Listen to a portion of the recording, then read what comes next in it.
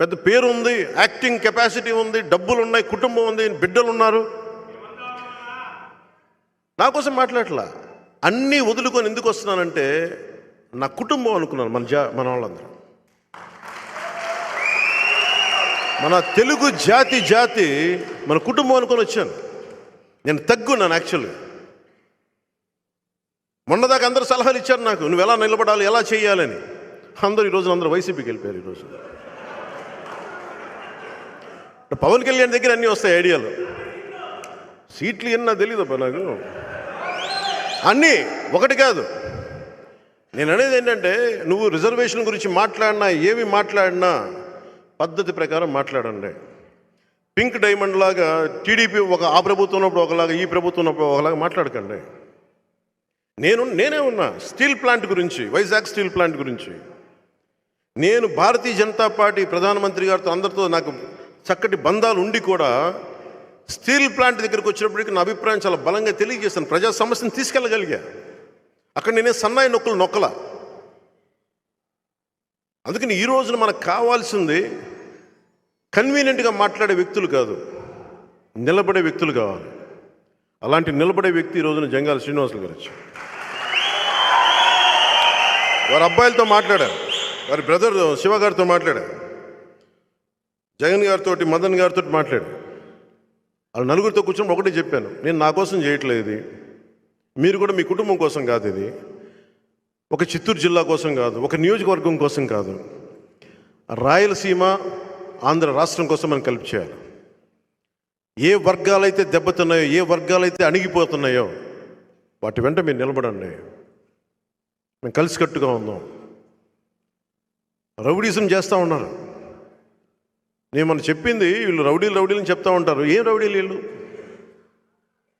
నరికేస్తారా వీళ్ళు ప్రతిసారి కూర్చోబెట్టి?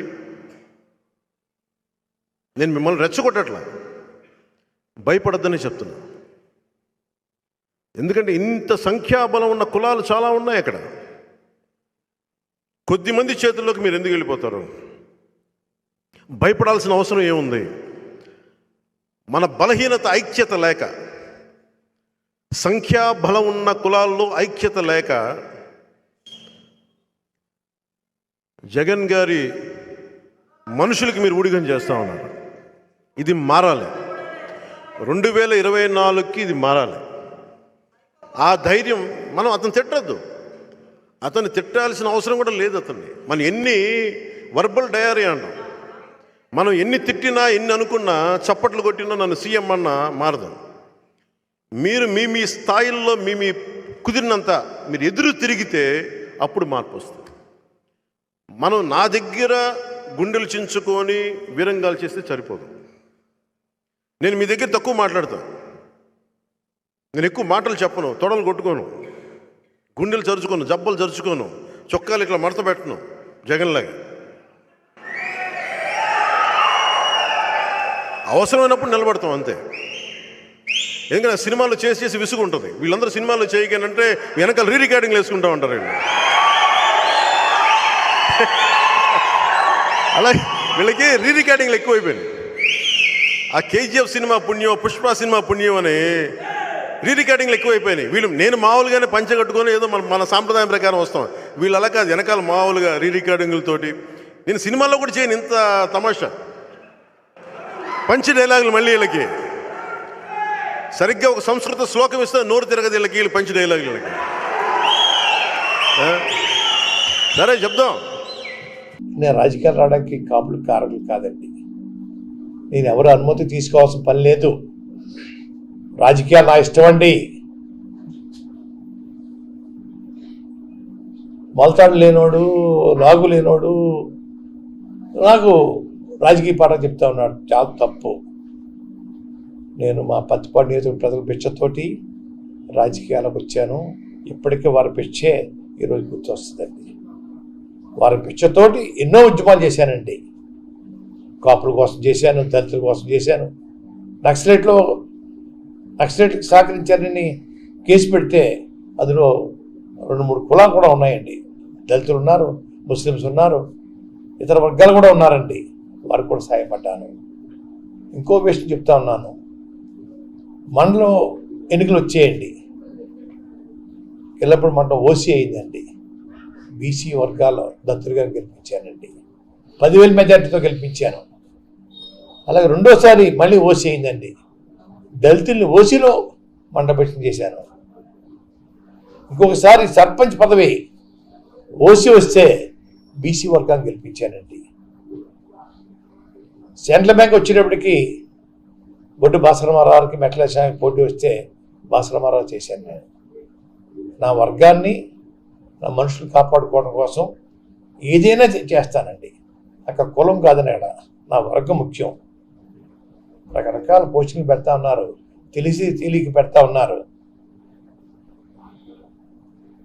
వారు సినిమాలో హీరో అవ్వచ్చండి, రాజకీయాల హీరో అని. అంత పెద్ద హీరో కాబట్టి చిన్న హీరో అని, వాళ్ళు పెద్ద హీరోలు అవ్వచ్చు. ముఖ్యమంత్రి గారి దగ్గర ఎందుకు వెళ్తున్నాడు, మా నాయకుడి దగ్గర ఎందుకు రాలేదు అని కామెంట్స్ పెడతా ఉన్నారు. ముఖ్యమంత్రి గారు కుటుంబంకి ఒక చరిత్ర ఉంది. వాళ్ళ తండ్రి గారు రాజశేఖర రెడ్డి గారు అండి ఎమ్మెల్యే, ఎంపీ, మంత్రి, ముఖ్యమంత్రి చేశారు. జగన్మోహన్ రెడ్డి గారు ఎమ్మెల్యే, ఎంపీ, ముఖ్యమంత్రి చేస్తా ఉన్నారు. వారు పెద్దను పంపించారండి. మిథున్ రెడ్డి గారిని, కాకినాడ ఎమ్మెల్యే చంద్రశేఖర రెడ్డి గారిని, కాకినాడ ఎమ్మెల్యే గీత గారిని, మాజీ మంత్రి ప్రెసిడెంట్, పార్టీ ప్రెసిడెంట్ కన్నబాబు గారిని పెద్దలు పంపించి దాన్ని పార్టీలోకి ఆహ్వానించారండి. నేను సంతోషంగా అంగీకరించాను. వస్తాను, వెళ్ళానండి. వాళ్ళకి వెళ్తున్నారు కదా, మా దగ్గర ఎందుకు రాలంటున్నారు. మీరు ఏంటి పొడుగు, ఏంటండి ఇందుని? ఆయన సినిమా ఫీల్డ్ గొప్పవాడితే అవ్వచ్చు, రాజకీయాల్లో నేను గొప్పవాడిని. గతంలో చంద్రబాబు నాయుడు గారండి లోక్సభ స్పీకరు బాలయ్య గారిని, అసెంబ్లీ స్పీకర్ రామకృష్ణ గారిని, ప్లానింగ్ బోర్డు వైస్ చైర్మన్ బొడ్డు భాస్కరరావుని పంపించి నన్ను ఆహ్వానించారు. చంద్రబాబు నాయుడు దగ్గరికి వెళ్ళానండి. రాజకీయంలో ఆయన పండిపోయి ఉన్నాడు. వారింటికి వెళ్ళాను. రాజీవ్ గాంధీ గారి ఆహ్వానం మేరకు రాజీవ్ గాంధీ గారు ఢిల్లీలో కలిశానండి. రాజకీయ నాయకుడిని గౌరవిస్తారండి. వాళ్ళు రారా, వస్తానని చెప్పేసి ఎనమ్మకు నీటిలో నానబెట్టేసి అదిగో ఇదిగో చెప్పడమా, ఎందుకు రాలేదంటమా, ఇది మంచి పని కాదు. మిత్రులారా, మిమ్మల్ని మిత్రుల్లో ఏమో చెప్పలేకపోతున్నాను, గౌరవమైన సోదరులు అంటాను. తప్పుడు పోస్టింగ్ పెడతా ఉన్నారు. రాజకీయాల్లో నేను ముందున్నాను, సినిమా ఫీల్డ్లో నేను ముందున్నాను. వీళ్ళందరూ ఎవరు లేరు మా పాఠాలు చెప్పడానికి. వీళ్ళకి హక్కు లేదు. రాజకీయాలు నేర్చుకోండి, మా దగ్గర నేర్చుకోవాలా.